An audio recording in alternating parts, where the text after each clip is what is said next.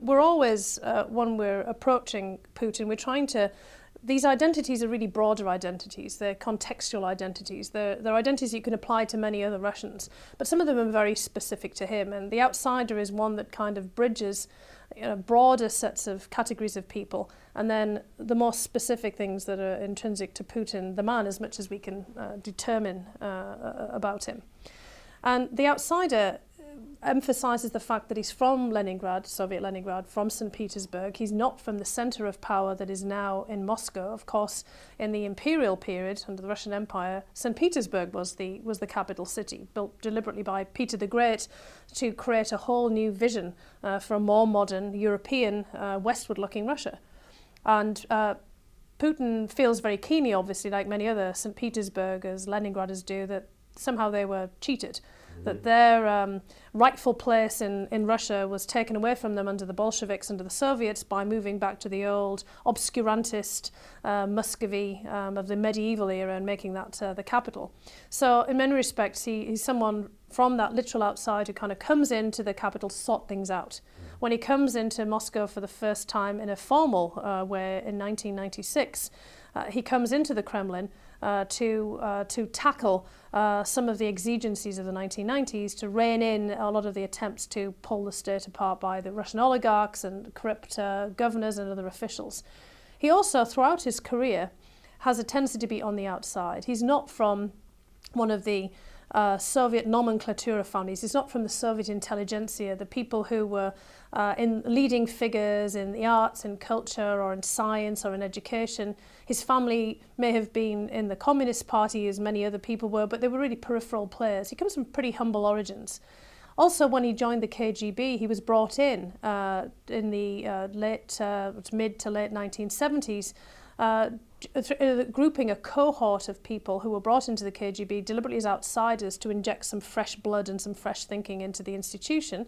And then he gets posted to Dresden in East Germany for the main part of his career in the period from 1985 to 1990. And that puts him right outside of the Soviet Union at a critical period in its history of perestroika and glasnost under Mikhail Gorbachev, but also puts him in East Germany at a time when the place is falling apart.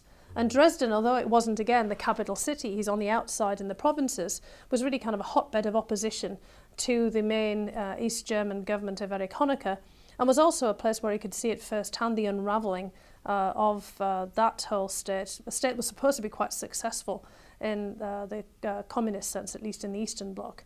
And as we discuss in the book, there are lots of implications from this. He sees things as an outsider who's got a fresh perspective. He's brought in from the outside to sort things out. He's got a pragmatic view. And as an outsider, he doesn't really have a vested interest in the way things are operating. And that's pretty key, I think, for moving yeah, absolutely. on. This notion of, without the vested interest, being able to see with a critical eye and being able to step back, if you add to that his sense of looking at history, I think we get to this next personality, this next identity, which is one of the most paradoxical. That is Putin as the free marketeer, the advocate, the staunch supporter of a free market. He is not, as many phrases seem to indicate, some sort of quasi-communist, one who wants to return, neo-communist who wants to return to the Soviet system of central planning and state ownership. Not at all. And I think a lot of people don't realize that. You merely have to read what he says and how he argues sometimes to realize. He actually thinks he's one of the staunchest advocates of real free market, physical conservatism and so forth in the world today among world leaders, and he's often preaching literally to other world leaders. But there's a reality to that. This is not a phony persona. This is a reality that comes, as I said, from these other dimensions that we've identified before, because history told us, it tells the world, and it told him that the Soviet system failed, central planning failed, communism failed. You can think what you want to about whether it would be good if it did work, but it did not work. And Putin is a pragmatist. And he realizes that, in effect, this adherence to a Soviet ideology and the Soviet principles and communist principles almost fully destroyed this great country, of this great state of his, Russia. Therefore, we cannot go back to that. And he argues very strongly in that regard. At the same time, you can ask yourself, But wait, does he really understand what a market economy is? And we try to sort this out in the chapter on Putin, the free marketeer, showing where some of the impulses come for him, how he's acted. And it is contradictory, there's no question. This guy is not your ordinary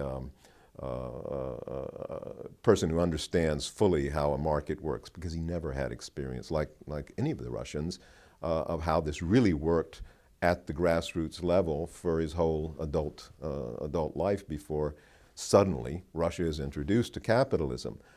It's complex, but it's very important to realize that this is not a show, this is not sham, there's something real there, and you have to integrate that, make it consistent with all of the other personalities that he had.